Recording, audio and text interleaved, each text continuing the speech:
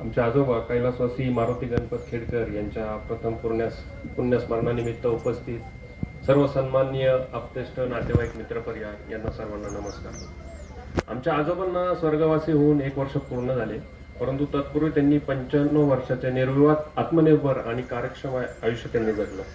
आमच्या आजोबांचा देहांत हा आपल्या कृषीप्रधान भारत देशाचे राष्ट्रपिता महात्मा गांधी यांच्या पुण्यतिथीच्याच दिवशी झाला।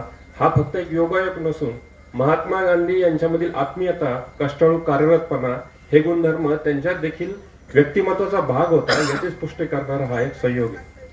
सतत कार्यरत असणाऱ्या आमच्या आजोबांचा पाठीचा कणा शेवटपर्यंत ताठ राहिला।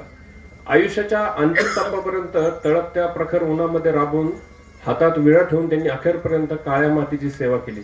त्याचेच फळ म्हणून आज आमची पिढी एसी कॉर्पोरेट ऑफिसमध्ये बसून अतिप्रतिष्ठित उच्च पदावरती कार्यरत आहे। बेलापूर किंवा अजून इतर अतिग्रामीण भागात जाऊन त्यांनी उपजीविका केली, म्हणून आज आम्ही नातवंडे नगर, पुणे, बेंगलोर अशा मेट्रोपॉलिटन शहरांमध्ये वास्तव्यात आहोत। शेतकरी, शेतमजूर म्हणून ते कसोशीने राबले, त्याचमुळे आज आमचे वडील युनियन लीडर आणि आम्ही नातवंडे टीम लीडर पदापर्यंत पोहोचू शकत आहोत। आमचे आजोबा भक्कम पाया बनून राहिले, म्हणून आम्ही गगनचुंबी इमारत बनवण्याचा ध्यास बाळगून आहोत।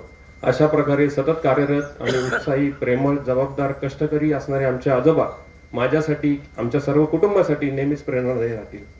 त्यांच्या पावन स्मृती स्मरण करून त्यांना आज प्रथम पुण्यस्मरणानिमित्त भावपूर्ण आदरांजली अर्पण करतो।